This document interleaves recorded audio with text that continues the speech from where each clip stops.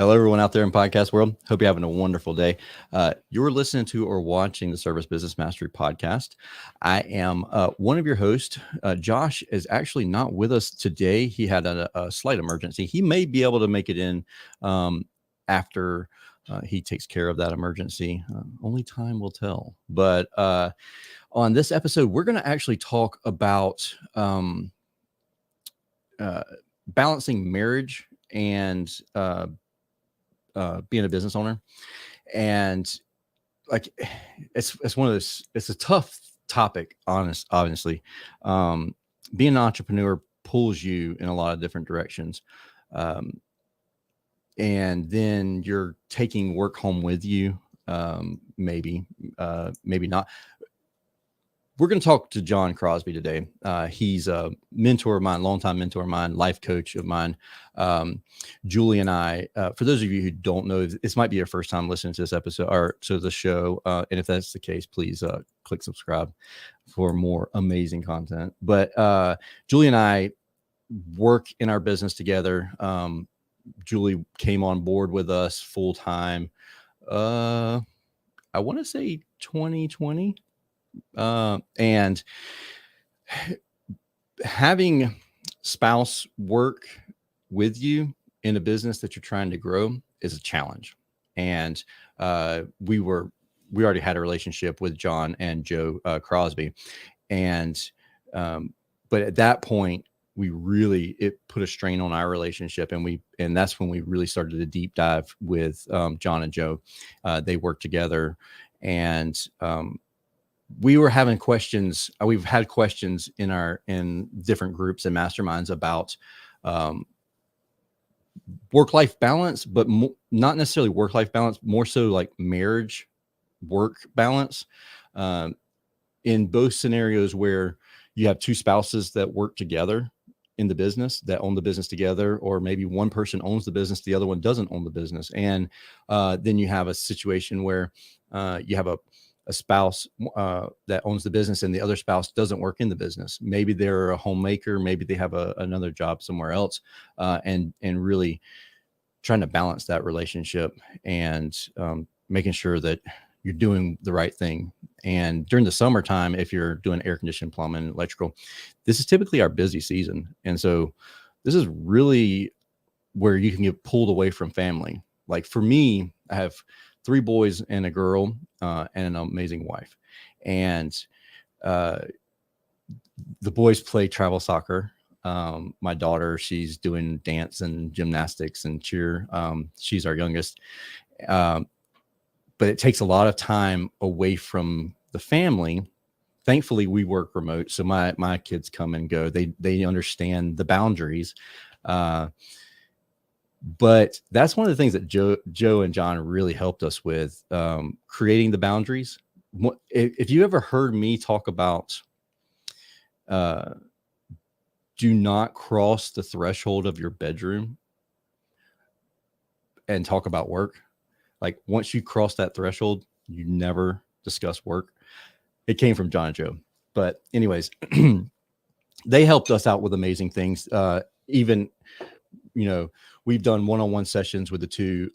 And so as soon as I was asked these questions, it was a no-brainer for me. I wanted to bring John on. They have 5 Stones. 5stones.org is their website. If you want to get in contact with them, they do virtual sessions with coaching and everything. John has an amazing background business-wise. So it's not just like he's a counselor or a coach or life coach or anything like that. Like he has an experience with running, operating successful businesses. And also, I want to note that I'm uber jealous about his amazing luscious locks, because as you know, I'm bald, and he's been growing his out. So I'm super jealous about that. But before we get started, I want to say a quick shout out to the folks at Sarah.tech. They're one of our partners for the podcast, and Sarah is a CRM focused on the trades, mainly HVAC, plumbing, and electrical. They do an amazing job helping to streamline productivity and ensuring that you're making money, and because they can track the margins and the productivity of each team member. Number two, Company Cam, amazing. They can capture photos in high resolution and can instantly upload it to the carousel on your website's homepage, which is cool. Metadata on your homepage. Google loves that. But shout out to Company Cam and everything that they do to help support the show. But with that being said, I hope you enjoy the show, and let's go ahead and get started.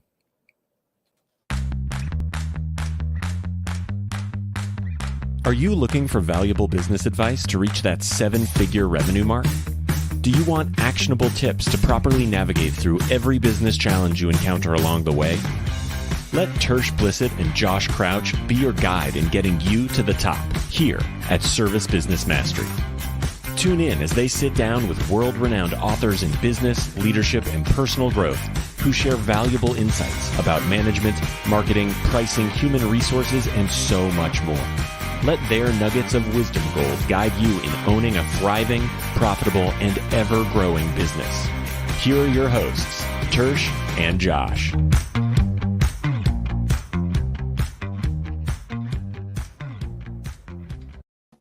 Hey, John. Welcome to the show.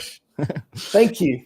Hey, I want to start by just saying thank you. Really, I really appreciate the opportunity to be on here. Thank you for the invitation. And you talked about being jealous. I'm a little jealous that you've been able to do this so well. Joe and I have talked about starting a podcast for 2 years, and I've let the details overwhelm me for 2 years. We hadn't pulled the trigger yet.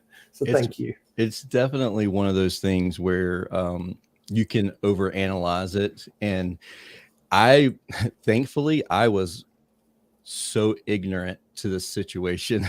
When I started, I was just like, I don't know what I'm doing. I'm just going to do it. And well, they say ignorance is bliss. So there you go. True story. True story. So 2 parts here. And we may not be able to fit all of this into one episode. We may have to come back and do another episode. But I'd like to talk a little bit about burnout and how to avoid it during the busy season, and how to avoid burning out team members. You and I, we've spoke. The thing about John is he's a wealth of knowledge, and we've known each other for a long time now. And every time I talk to John, it's like, oh man, this is great. Like all this epiphanies and everything. And you know a lot about business too. And you do business masterminds with local fellows.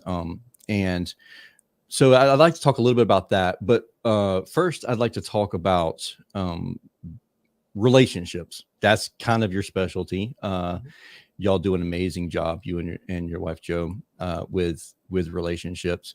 One of the things that's really stuck with me, well, I say one of the things I already said in the intro, crossing the threshold and not taking work to bed or into our space. I believe it was Joe that mentioned the rubber band theory and how we kept stretching and stretching. I even said in the intro that, my kids play soccer, they play travel soccer, travel baseball, gymnastics, and everything else. And I believe Joe said that our relationship was like a rubber band, and you can keep expanding that rubber band, and you can fit one more thing in there, and you can fit one more thing, and you can expand and expand. And then what happens when you expand that rubber band just a tad too far, and it snaps? And that's where our relationship was at that point in time, whether 2019, 20, whenever it was. We were like, literally, Julie would drive to South Carolina and I would drive to Florida every weekend, or vice versa, going to soccer. And it was like, we can do it. We can force ourselves to do it at the expense of relationships. And when we had that conversation with you and Joe, it was like, oh man, learn to say no. Oh yeah. And at that point in time, it had to have been 2019 or 2018, because I was the president of Small Business Chamber, on the executive board for Leukemia Lymphoma Society. Like we were really going gung ho. And Julie was working at 2 different hospitals and doing the Air Force. And so we legit were the definition of the future failed marriage. So you've obviously wrangled that back together, and we're celebrating our 10-year anniversary in a couple months. So you're making us sound like Nancy Reagan. Just say no. honestly, that's what we learned to do, was to say no. Yeah, 100%. Let's start here. I think the question that most business owners don't ask enough is, why do I have a business? To get rich. Why did I start a business? Well, the reality is, if I ask you, or if I ask most of your listeners, what's most important to you in your life? Most people, especially if you're a Christian, and we teach from a Christian perspective, it's God first. If you're not a Christian, you may not put God first, but most people would put family, marriage, and family, and work somewhere behind those. That's the aspiration. But I wasn't living that way. That's right. I didn't. And that's the difference. That's what I'm about to say. That's the difference between the aspiration and the application. Mm-hmm. We know that between our ears, we have that head knowledge. We know that's the order it should be. And most of the time, that's the order we claim that we have. But when we really look at how we live our lives, it's as if our life is a subset of our business rather than the business being a subset of our lives. True. I mean, that's a mic drop right there. We can just go ahead and end the show. So, most of us, if you own a business, and I fall into this category too, we identify not just with the business, but we identify as the business. So when the business is successful or not, we feel successful or not, depending on how the business. And here's the interesting thing. It's not really even if the business is successful or not. It's if it's perceived as successful or not. That's a good point. Yeah. Then we feel successful or not. Mm-hmm. And, there are seasons to every business. Those of us that have started a business knows that most people go in, if you're sharp enough to start a business and grow a business, you're sharp enough to realize on the front end, this is going to take a lot of work to get off the ground. Mm-hmm. We still see that most businesses fail if not in the first year, in the first 3 to 5 years, most businesses fail. What I would tell you is the businesses that are successful, we spend a tremendous amount of time in the first 3 to 5 years because there's so many new things coming at us. So many in that first 5 years, a lot of what we've never seen before. So we're doing a lot of problem solving and a lot of trying to figure things out and how we are going to address these either common or uncommon issues. Mm-hmm. After about year 5, most businesses, that tends to flip. And when that tends to flip, what I mean by that is the majority of what you see on a day-to-day basis you've seen before. Maybe different people, different customers, different locations, but same kinds of issues. It's a minority of things that are new issues. Now, that was a little different over the last couple of years with the pandemic. It didn't matter how long you've been in business. That was a new animal for all of us. Mm-hmm. Okay. But what happens during that time is we love routines. We love routines. We love habits, and we develop routines whether they're intentional or not.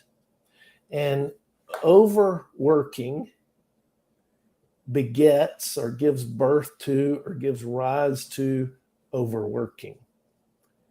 Isolation from our spouse leads to more isolation from our spouse.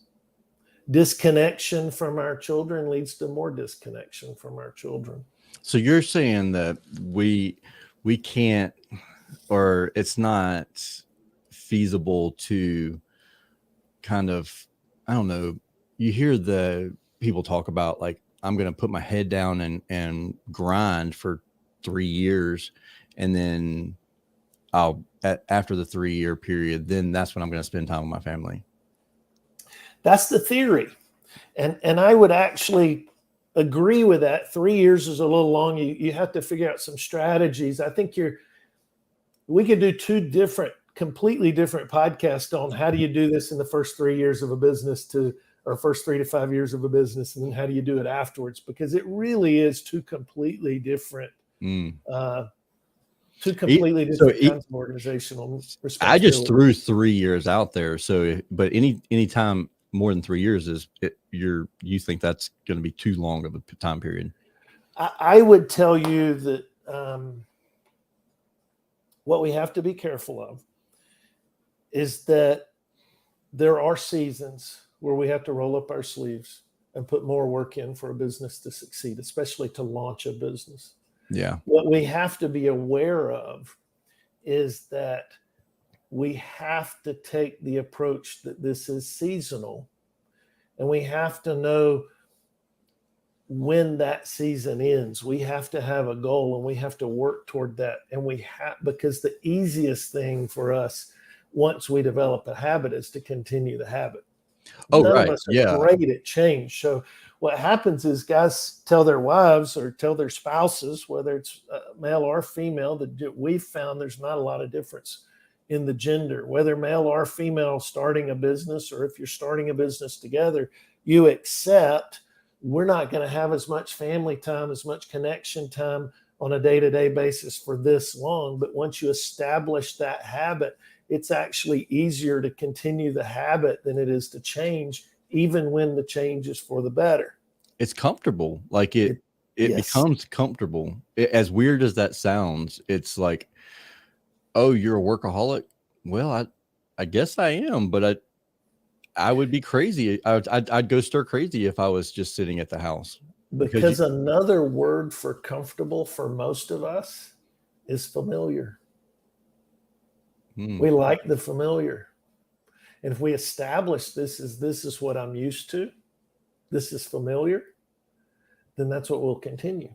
Yeah. I'll tell you what I did in my own life, and what I teach a lot of business owners is, you've probably seen this illustration before that uses the jar, and you can put different things into it. But typically the jar, you have rocks. You put rocks in the jar, these big rocks. You put some smaller rocks in the jar, then you put some gravel, then you put some sand, then you put some water, and it'll all fit. Mm-hmm. But if you take all that out and you start the other way, and you start with the water and you start with the sand, and you'll never get the big rocks in. Yeah. And the idea of that illustration is the big rocks represent the priorities. And most of us are good at identifying on a cerebral level, we're good at identifying what our priorities should be and what we espouse our priorities to be. In other words, what I said earlier, aspirations. What we're not good is we're not good at settling in on what does that look like on a daily basis. So let me give you an example in my own life right now, okay? And let me say, first of all, this changes with seasons. They adapt some.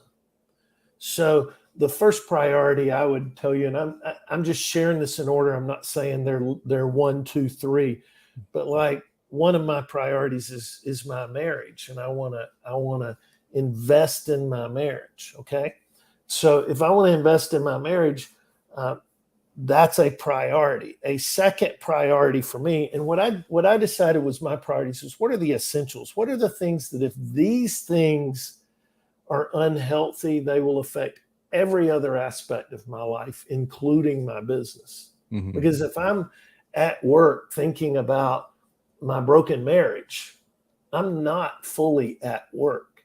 Right. And one of the goals for my life is I want to be fully present wherever I am. I want to be fully present with my kids. How? I want to be like in technology world today. Good question.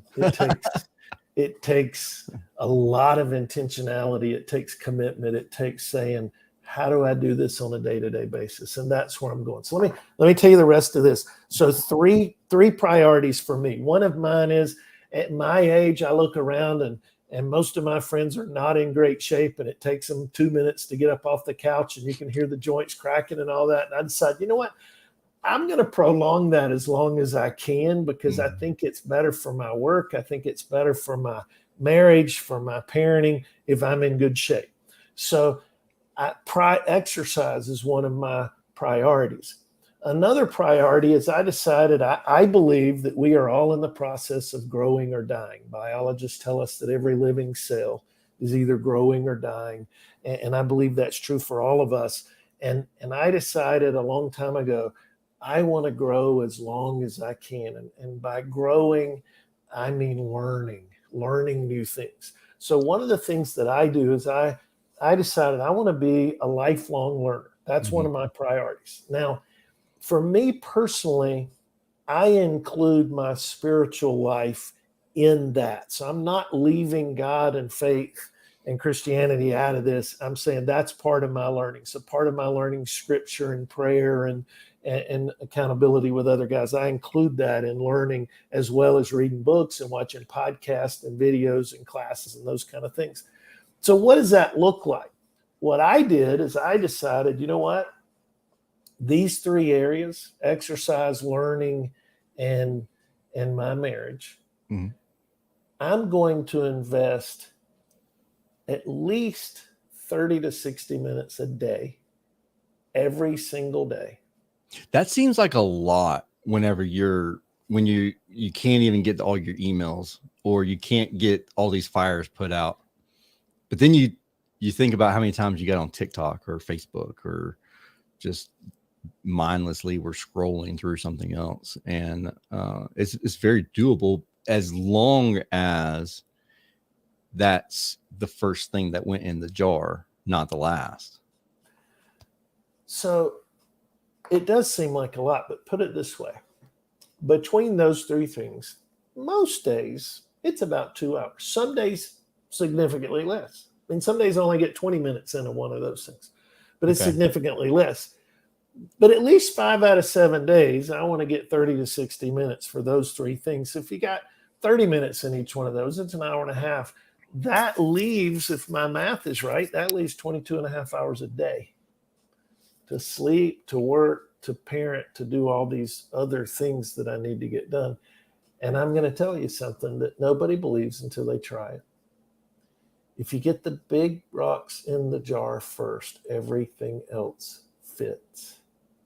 If the big rocks are not in the jar, it's amazing the cost on the other things, the drain. If I'm not in shape, if I'm sick, if I'm not learning and I'm stuck in my old mindset and I'm not growing, if my marriage isn't healthy, you don't think my productivity is hurt? You don't think there's a financial cost to those three things? If they're done right, they make you more efficient the rest of the day. And what I would tell you is motivation is often preceded by motion. See, we think that motivation comes first. I'll do that when I feel like it, or I'm not going to work out because I don't feel like it. But take that working out illustration. We've all had those days where you come home and you plan to go to the gym, or you plan to take a run or work out or whatever, and you change clothes and you got your socks in your lap and your tennis shoes on the floor, and you're trying to decide, do I really want to do this? No, the answer is no. I'm not motivated. That's right. I'm not motivated. And one of two things happens. You either put your socks on and your shoes and get started, and you know that 5 minutes into a workout, the motivation shows up. And those are often the longest workouts you do, the best workouts you do. What's the motivation? You realize I feel better because I did that.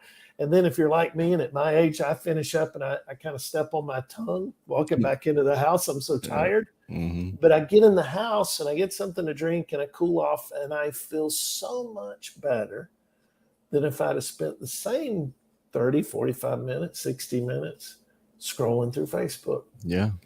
Or So, checking emails. Well, tell me this then. You said that the motion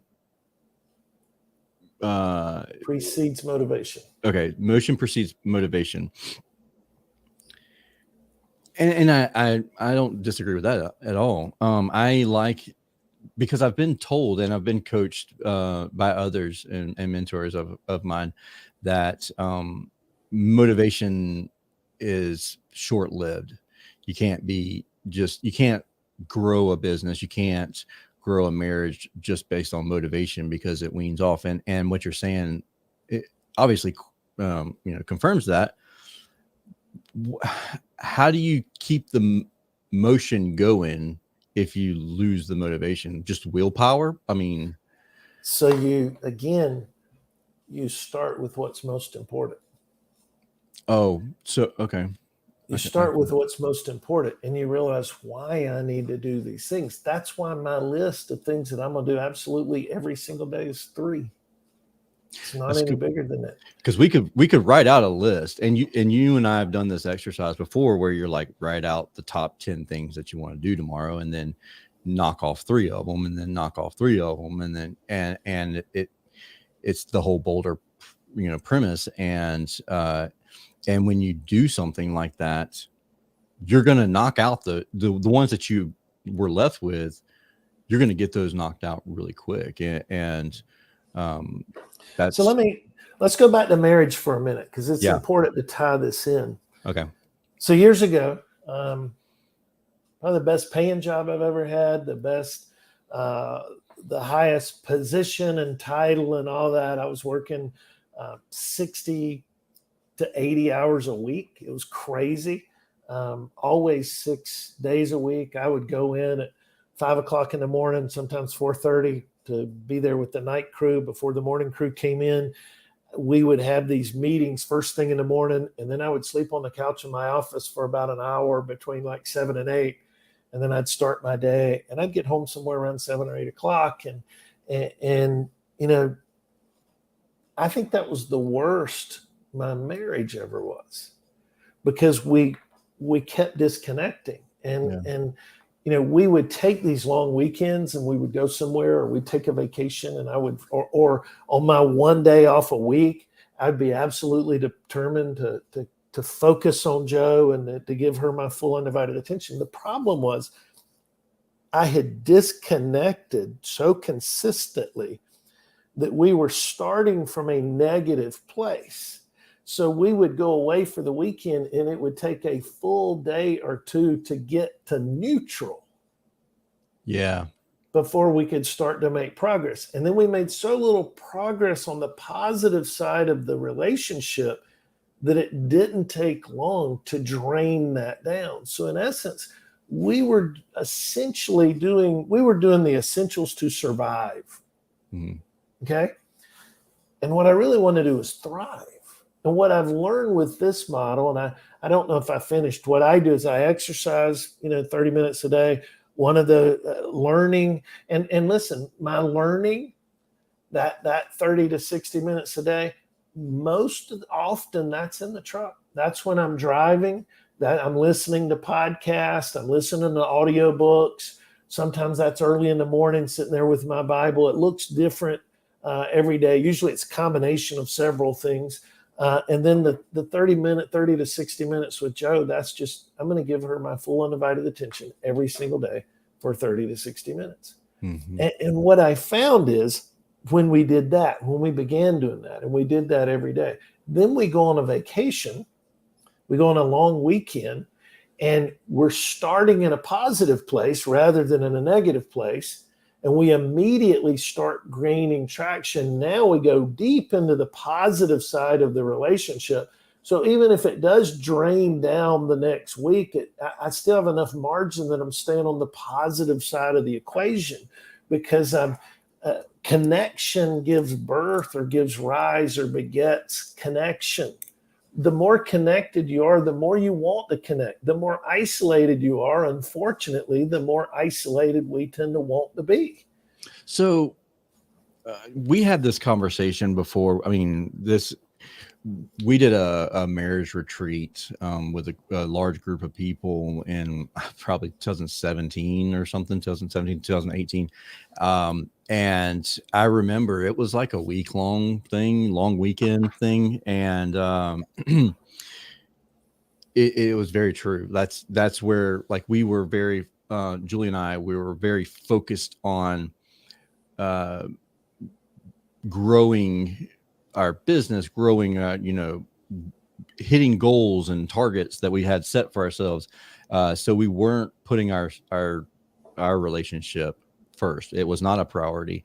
So it was an amazing event.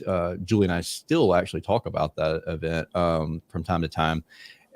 But it wasn't until probably the last day or the last day and a half that we really started bonding and growing, because it took that entire, 3 or 4 days prior to that to grow together, because of getting so used to spending, time apart. And it's a weird concept. And whenever we were talking about this exact scenario recently, I say recently, it's actually probably been about 2 years ago that we talked about it with kids. And we, because we work in our home, and our kids at that time, oh yeah, we were homeschooling too. Throw that into the mix. That's with right. everything else we were doing. That's right. It was one of those things where you and Joe mentioned, hey, look, I know that we are physically together all the time, but we're not mentally together with connecting with the kids. And the conversation that you told Julie and I to have with our children, we still have it to this day. And that's, if you'll give me this time and then set an exact time and follow through with it, at 5 p.m., I will help you do X, Y, and Z, and spend 30 minutes of undivided attention with that child. And worlds of difference relationship wise with children, and then their mental health, getting into going from remedial studies to within 6 months going to advance the next grade up, because of having the security at home and knew that stuff. Like it's a game changer. But here, so based on what you said though, I want to ask you this, because this is where so 2020, 2021, 2022, like you said, threw a wrench in everybody's plans for everything.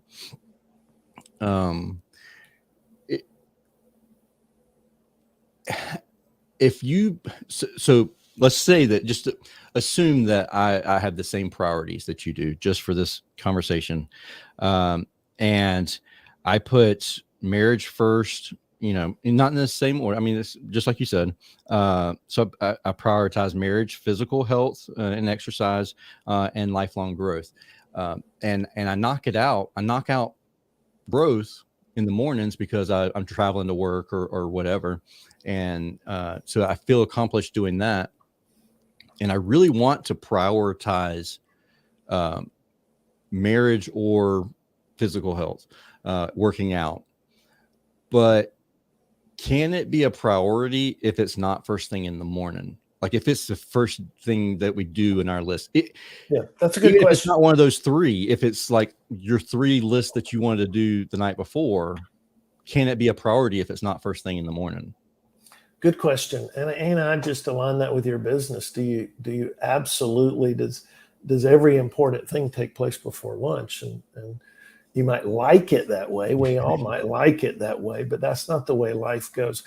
That's why I was careful with not numbering the priorities, because there's not a sequence. I just know that in the next 24 hours, I'm going to have this time there. I'm going to build that time in.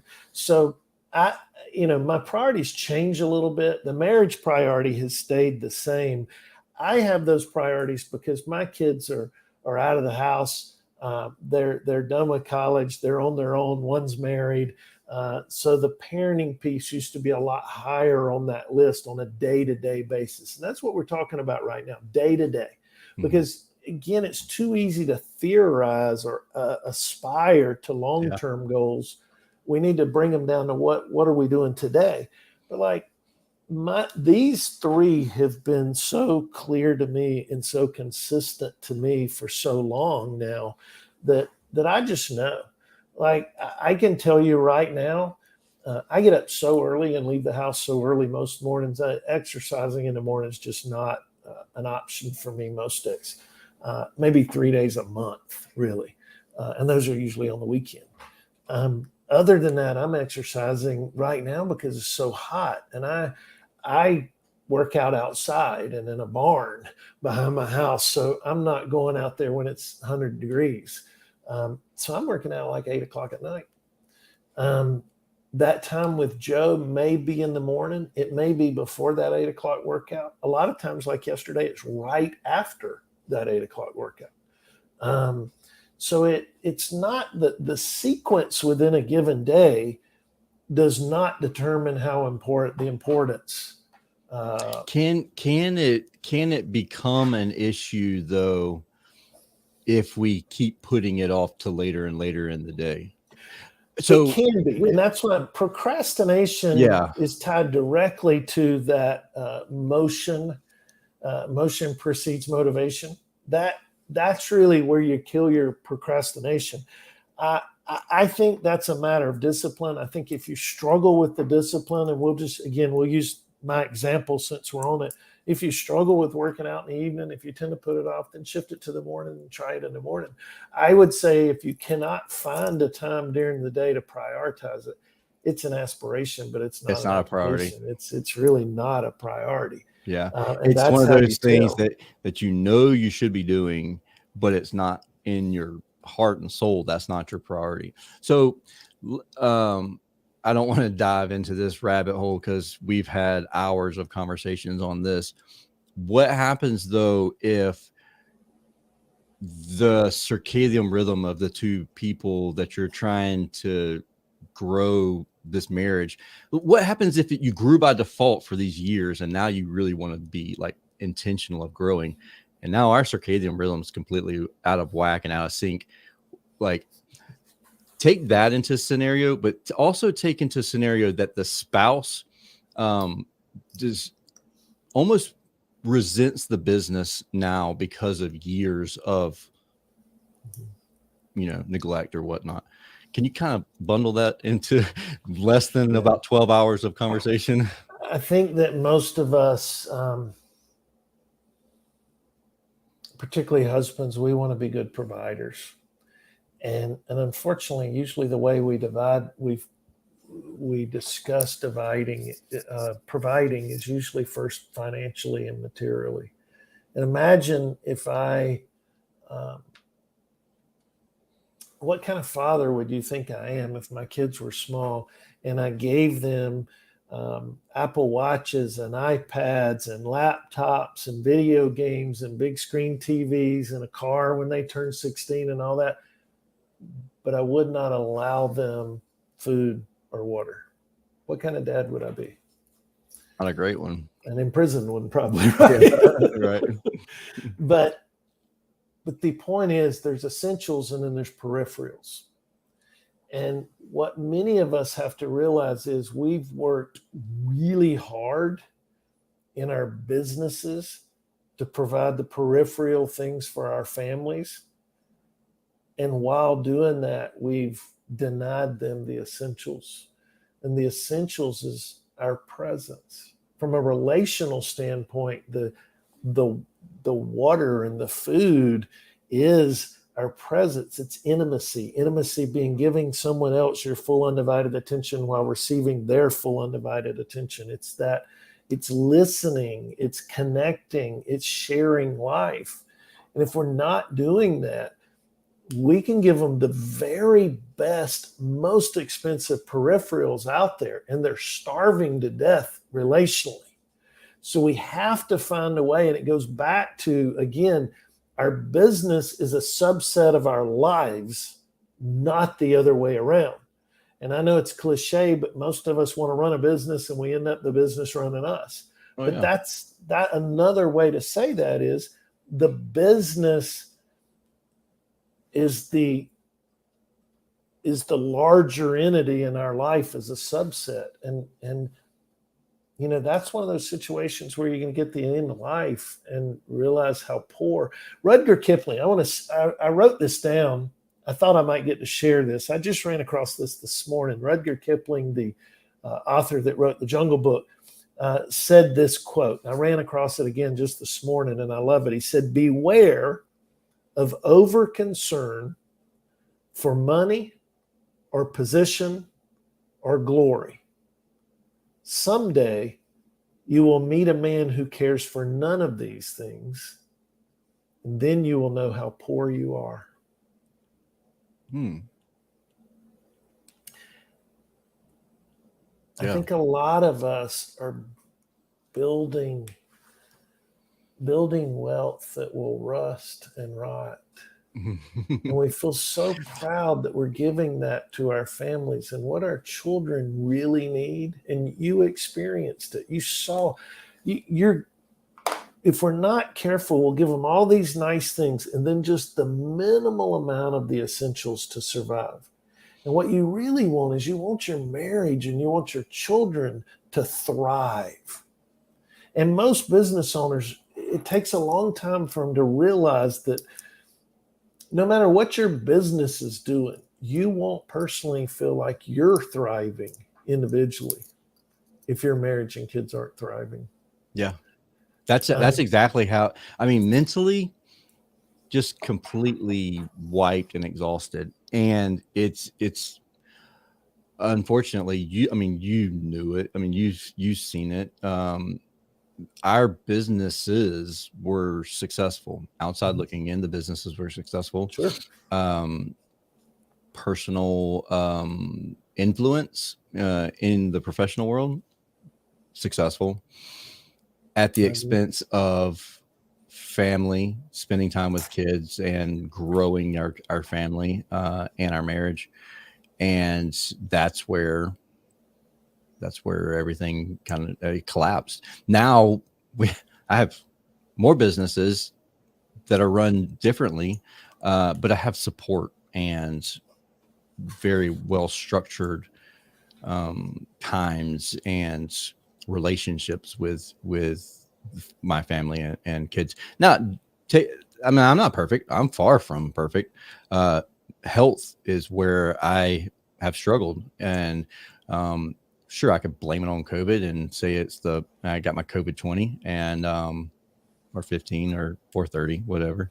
But it's because I allowed other things to become a priority. And so let me ask you something, Tersh. I'm sorry to interrupt, but no, go ahead. On that same train of thought, let me ask you something. How many years from now, if you project forward, how many years do you hope that your businesses exist? Well, I mean, I'd like to exit some of them beginning in 5 years. Obviously, I'd like to be legacy businesses. I have one business that my children have shown interest in, and if they're going to be interested in it, then passing it along to them.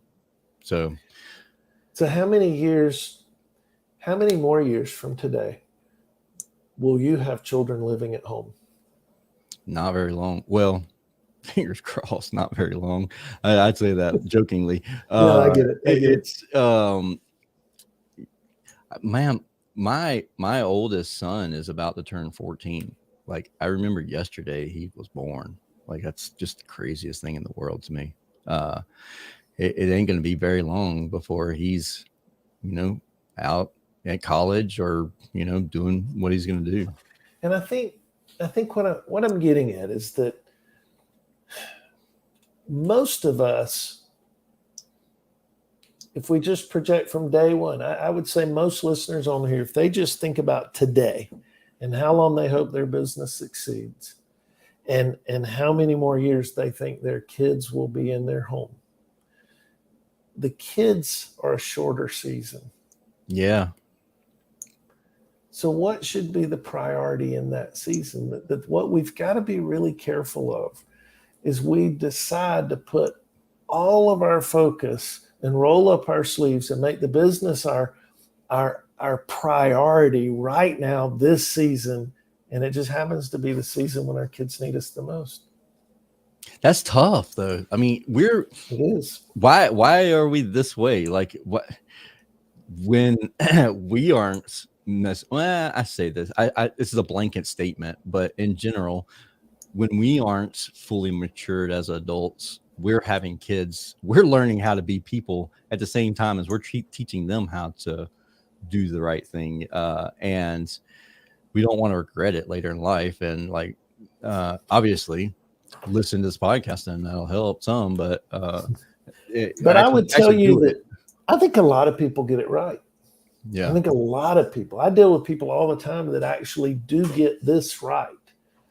But it's a matter of knowing what season you're in. How do we know that though? Well, you have to kind of step back and say, where are my kids? Where is my marriage? Health-wise, where are things? What's reasonable? Where can I, I think a good thing that you said, one of the best things that you did with your kids that I've heard is the idea of not just getting out of the habit of just saying, no, I can't do that. No, I can't help. I have to work. And saying, listen, if you'll give me 30 minutes or if you'll give me an hour or at 2:00 this afternoon or at 6:00 tonight, I will give you if you'll let me finish my work, I will give you my full undivided attention then. And then keeping that commitment. Mm-hmm.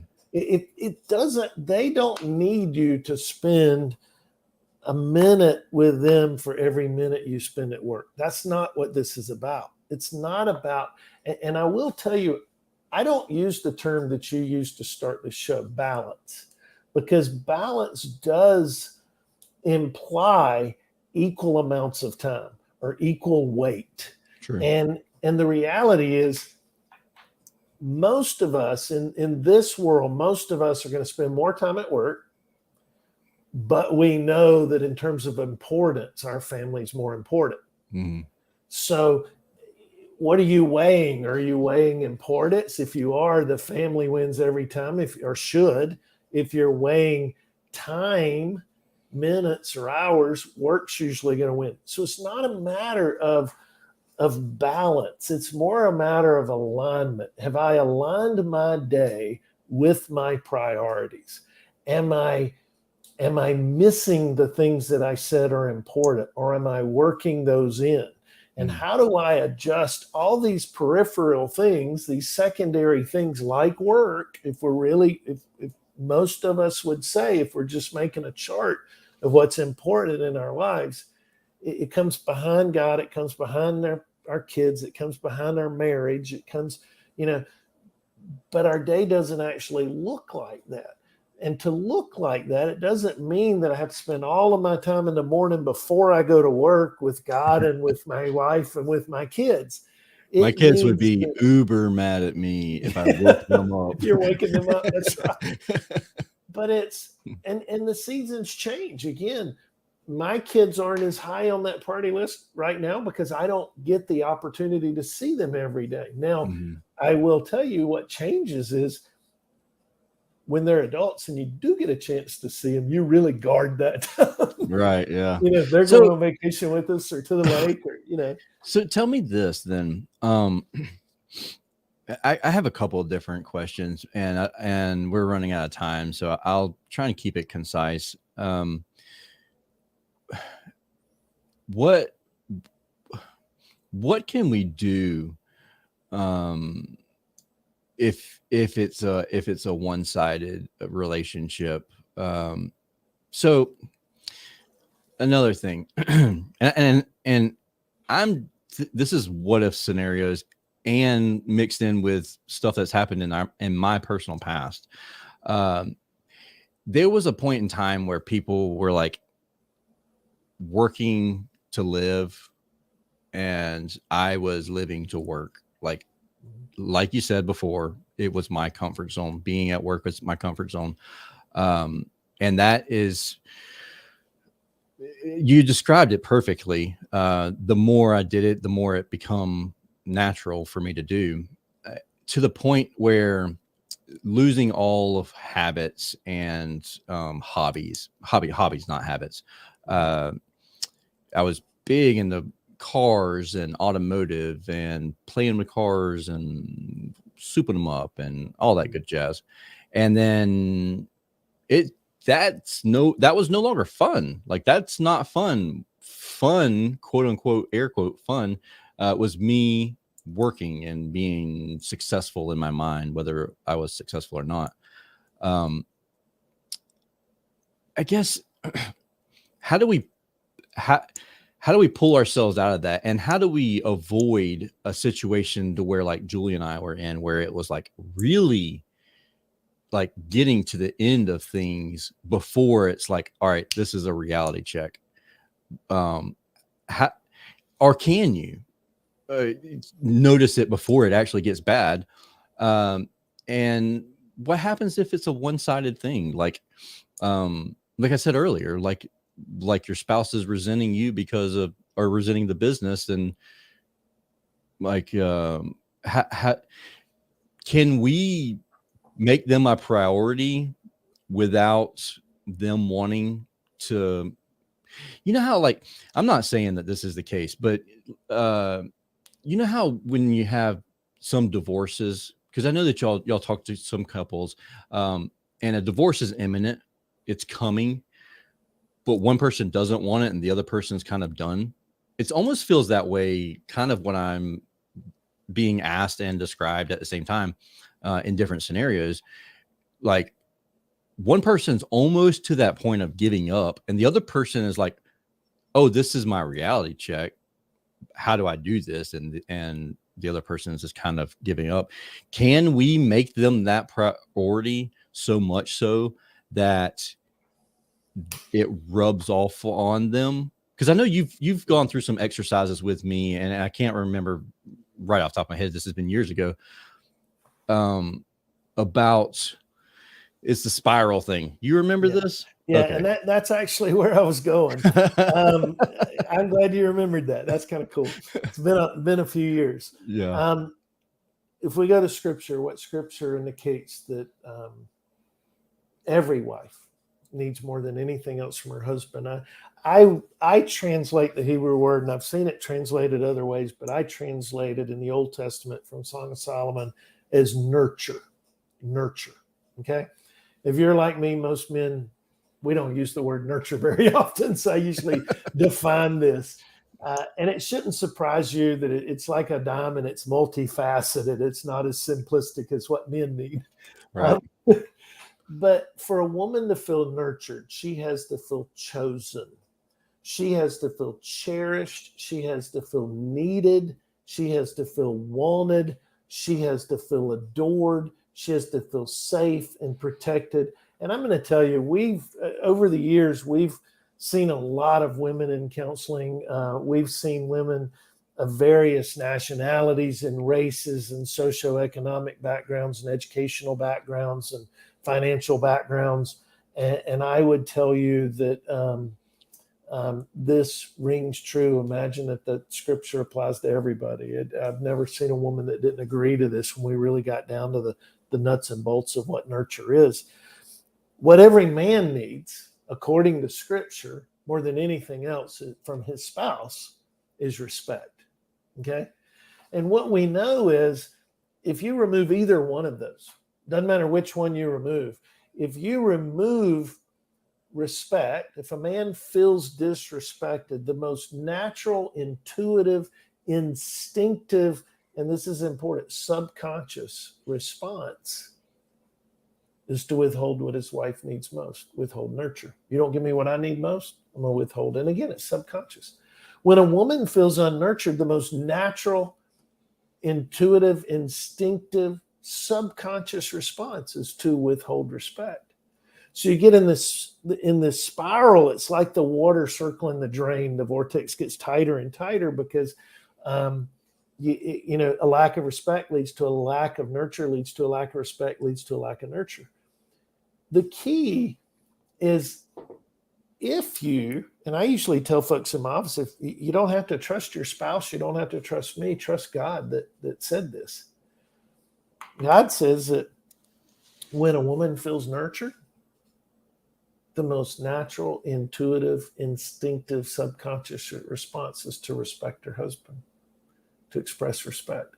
And when a man feels respected, the most natural, intuitive, subconscious, instinctive response is to nurture his wife. So it actually doesn't take two people to start.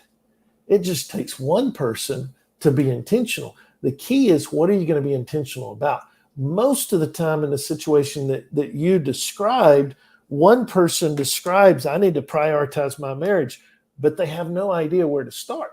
So what do they start with? They start with roses. They start with jewelry. They start with a trip. They start with dinner. They start with all these highly visible, highly superficial things. And it doesn't get, and then, none of these you're going to get the response you want to meet. You can't withhold nurture for years and then offer it one Friday night and expect that the world's going to change. It took you years to get there. It's going to take you a little while to get out. Yeah. But here's what I'd tell you. For men out there, if you will start nurturing your wife, trust is an issue. If trust is broken, this takes longer. If trust has been compromised, contrary to what a lot of people believe, compromised trust, you can survive. A marriage can survive damaged trust a long time, but you cannot thrive with any broken trust, with any. You can't thrive. You can survive, but you can't thrive. Now, there are certain levels of trust you can't survive either. But if trust is broken, you've got to work on that. You've got to work on, it'll take longer to nurture. But if you start nurturing and you're intentional about nurturing and you're persistent with your nurturing and you're consistent with nurturing. In other words, you can't nurture for a few days and then get drunk and yell and scream and throw things and expect that you haven't gone backwards. Yeah. But if you're intentional and persistent and consistent, you'll start feeling that respect. Now, John, so, and rightfully so, our industry is very, very strongly sided towards the males, business owner. We have some females also. So if the role that starts the same. The females, if they just focus on expressing respect. How do you do that though? If you've gone years without nurturing or now without respect, because some people think nurturing is physical affection, and not going into the 5 love languages and everything like that, because that's a whole nother episode too. Is that it? Like, do we do 5 love languages? So the 5 love languages actually is one of the most tried and true methods out there to figure out, how does my wife feel loved? How does she feel nurtured? And it's 5. What you're really looking for when you take the 5 love languages test, and you can take it online free now. I don't have the website right here, but you type in 5 love languages, you can take it in about 10 minutes. It's not about your love language. You already pretty much know that. It's about what you're really trying to figure out is, what's your spouse's love language? And then how do I use that to know how to nurture her? But I would go back to every day. I have seldom had to explain to a woman how to respect a man. They get it. They're far more perceptive than most of us. With men, it is more complicated, and we talk about it more. But if you just go through those steps, I want my wife to feel chosen. How does she feel chosen? Well, one, I stop pausing every time there's a good-looking woman on a page in a magazine or pops up. I don't take an extra look. I come home when I say I'm going to come home. One simple fix that most guys that own businesses, it would really go a long way, is if you tell your wife when to expect you, and I'm speaking to men because I'm talking about nurture right now, but you tell your wife what time to expect you, or she knows there's a typical time to expect you. And then you come up with a window. For Joe and I, it's about 20 minutes. So if I know that I'm going to miss my expected arrival time anywhere that Joe is by more than 20 minutes, I'm going to text her or call her and let her know I'm running late. It's just that small little courtesy.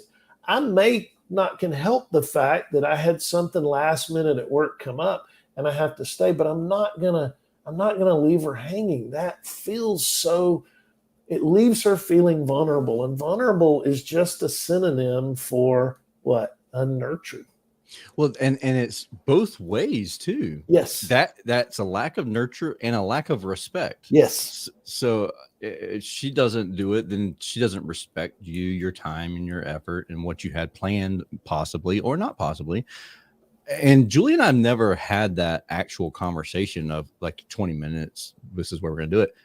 But it's wild how it's become natural for us.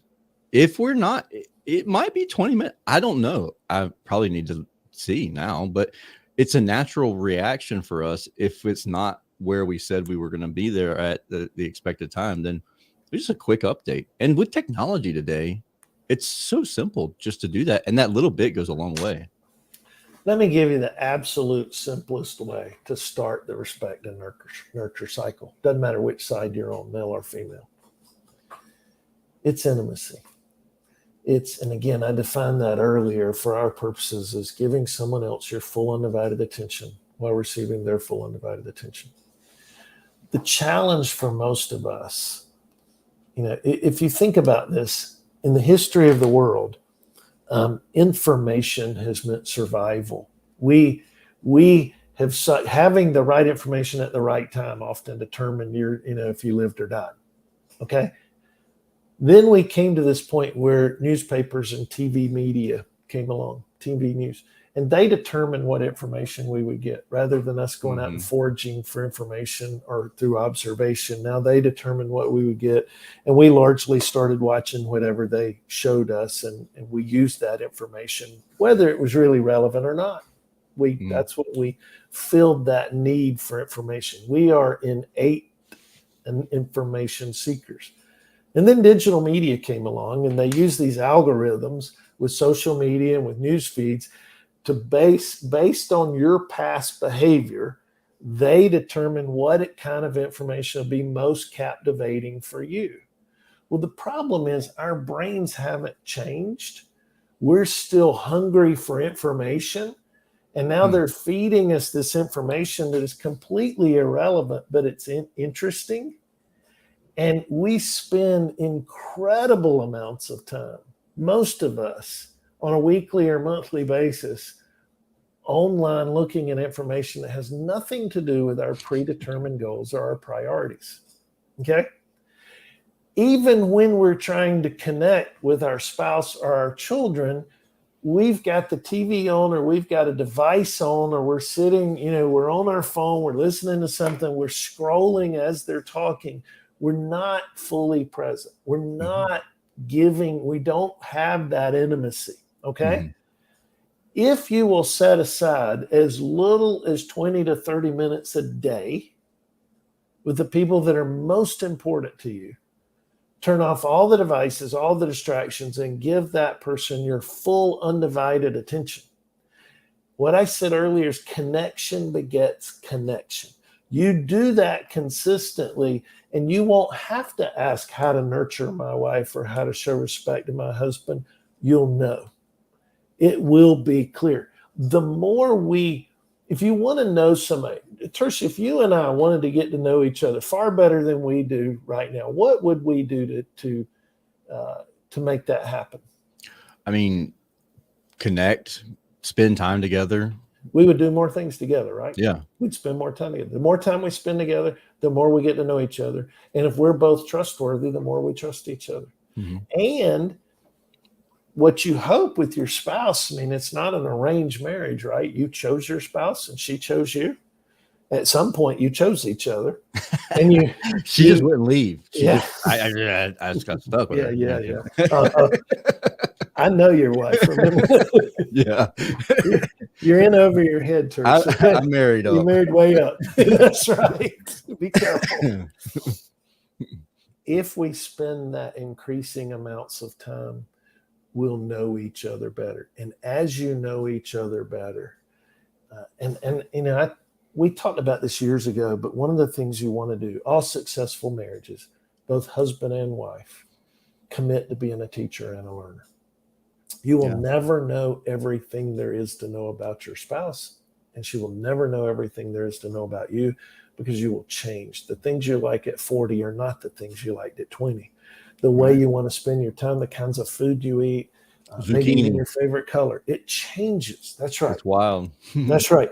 And so there's so much to learn there. So what we find is the more time you spend with somebody, the more you get to know them, the more interesting they are. The reason we find our spouses dull and the reason we find our spouses not engaging is because we're not fully in present when we are. We're half there. How many times have you found out something and you said, why didn't you tell me that? And your wife said, I did tell you. That never happens. I'm sure it doesn't. I'm sure it doesn't. It's because you had really good counselors in your past. Yeah, that's it right there. 100%. Yeah. So that's where I'd start. The respect and nurture, the rebuilding your marriage, the being able to align your priorities with work. It really starts with spending focused time, being fully present. And here's the other thing. Most guys don't get this, but I promise this will work. The more you're fully present with your wife and children when you're not at work, the more fully present you'll be with work when you are at work. Good point. Yeah. How many times have you been distracted at work because of a conflict at home? Yeah. Yeah. I used to in the past. It wasn't common, but I remember it. And that gets to, that's not just a business owner. Like, I have team members who have been distracted and fell through ceilings and just because of home life imbalance. I remember it vividly. And it's one of those things where, like, I actually paid for them to come see you. I was like, hey, I want you to be better. Like, I don't want this to be the case. And I also don't want you falling through ceilings anymore. So have you personally ever seen a situation to where it was really bad on the rocks, a relationship, marriage wise, not necessarily, perfectly if it was in a business scenario, but not necessarily in a business scenario. And one person really put forth that effort and it was saved, and the other person was just completely done. That's why we do what we do. Yeah. It happens more often than most people realize. It's pretty common. I would tell you that most couples that come to marriage counseling, they're not equally vested. There's almost always.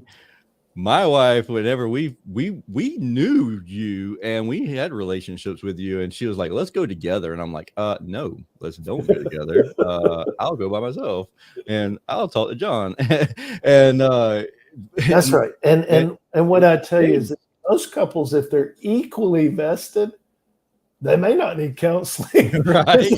They usually work it out. Usually what brings people to counseling is they're not equally vested in improving things. And one person's kind of at the end of their ropes and the other person doesn't care, or vice versa. And, there is a point where you can't get them into counseling. So we don't see those couples a lot. I will tell you, I've lost count of how many individuals come to counseling and say, my spouse is done. They won't come. I'm not giving up. What will we do? And we walk them through the process of respect and nurture and how to start their side of it. And eventually the other spouse shows up, and we've had some tremendous success stories that way. It's not every time. It's not foolproof, but it really depends. A lot of times, if it's reached the point where one spouse is getting respect or nurture from a third party, Oh yeah. then that's a little harder because they don't have a void to fill there. That's tough. So there's a lot of other issues that contribute. But to answer your question, yes, I would say that the majority of clients that come in, they're not equally vested. But if we can get one side to really engage the process, it's amazing how when a person feels respected, they become more open, or a wife feels, when a husband feels respected or a wife feels nurtured, how they'll often come around. Yeah. John, I really appreciate you spending time with me and talking. It's There's my been pleasure. a lot of people asking questions. TJ Hartnett, he's like, this whole episode's fire, which is I agree. I mean, we've obviously, John and I've had communications and a relationship for years and years now. And we could talk for a long time on things that I've gone through personally. My family's gone through, and things that John shared with us. TJ also asked, does John do personal coaching for couples still? If so, he needs information. I did put the website down at the bottom of the page, scrolling.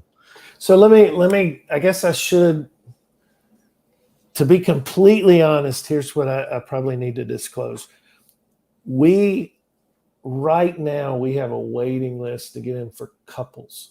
And part of the reason for that is Joe and I, my wife and I, see couples together. Neither one of us see couples individually.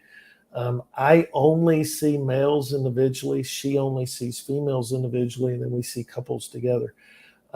Joe's individual counseling list, or counseling client load, is bursting at the seams right now. She's been counseling since 1989. This is the first time she's ever had to stop taking new clients. It is temporary, but I doubt she will take any new clients until September. And that includes couples.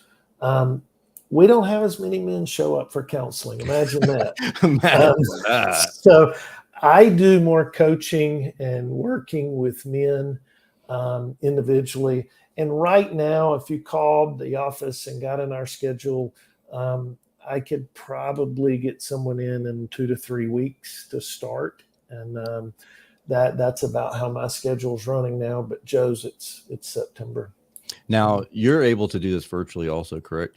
I am.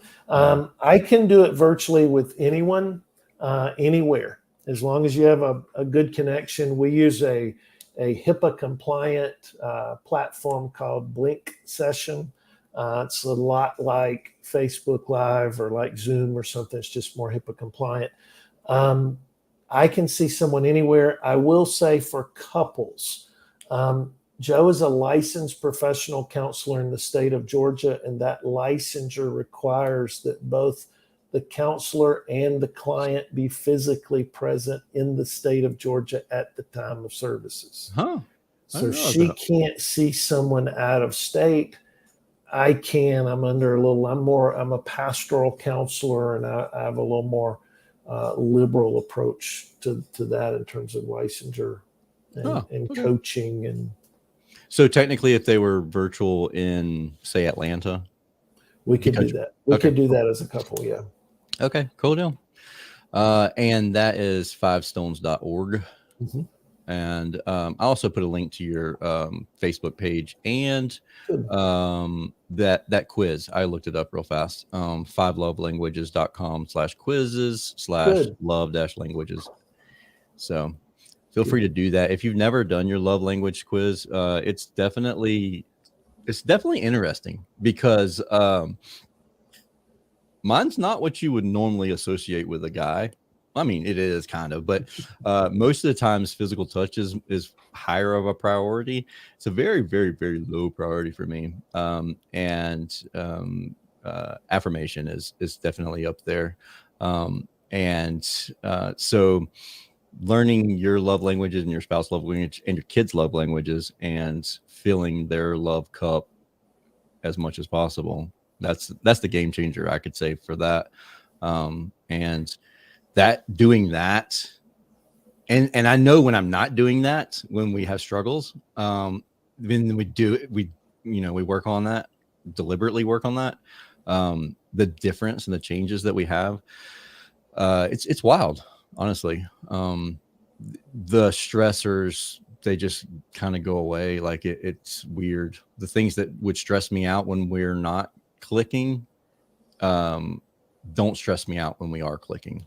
So, well, think about it this way. If you think about your employees, what if your employees they kept their trucks clean and they showed up on time and they stayed late and they did everything they needed to do there in the shop, but they never actually fixed anyone's air conditioning? I've had guys like that. They like to hang out. But the point is, is, for very long. There are things that we do in the course of our workday and in the course of our marriage that carry more weight than other things. Yeah. And that's what the love languages tell you. They tell you these are the things that carry more weight with this is fixing in the air condition for my wife. Honestly, like carries more weight. If I just kept giving affirmation to Julie, words of affirmation to Julie, I'm killing myself to do this. And she's like, he ain't doing nothing for me. Well, and here's what happens in that scenario. I know we're closing up, but here's what happens in that scenario. You're affirming, and it's not her love language. So it's just kind of sliding right off. But what's happening then is you feel like I put on all this effort and she's so ungrateful. Yeah.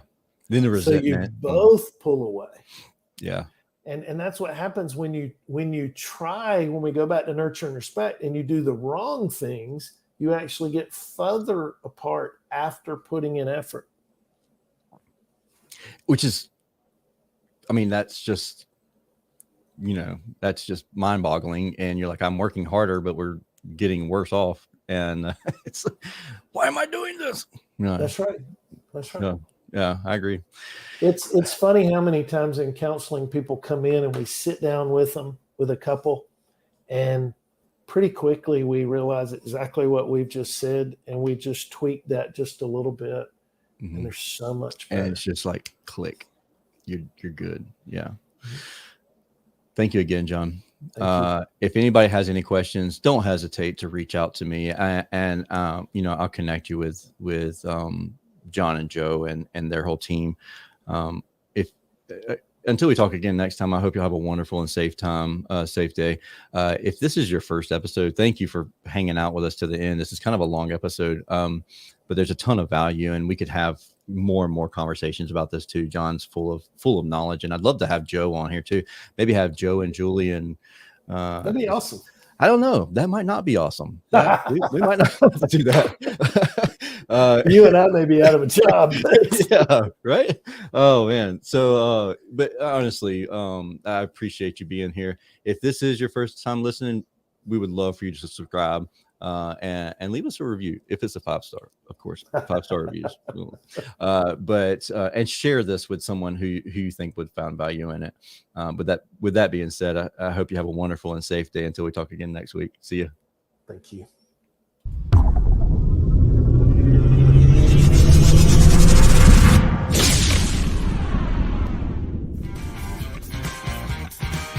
Thank you for listening to this episode of Service Business Mastery. Now that you are equipped with essential business advice from this impactful conversation, you are one step closer to becoming the successful owner of your dreams. If this episode has been helpful to your business journey, don't forget to subscribe to the show, leave a rating, and share it with other owners as well. Visit servicebusinessmastery.com to learn more.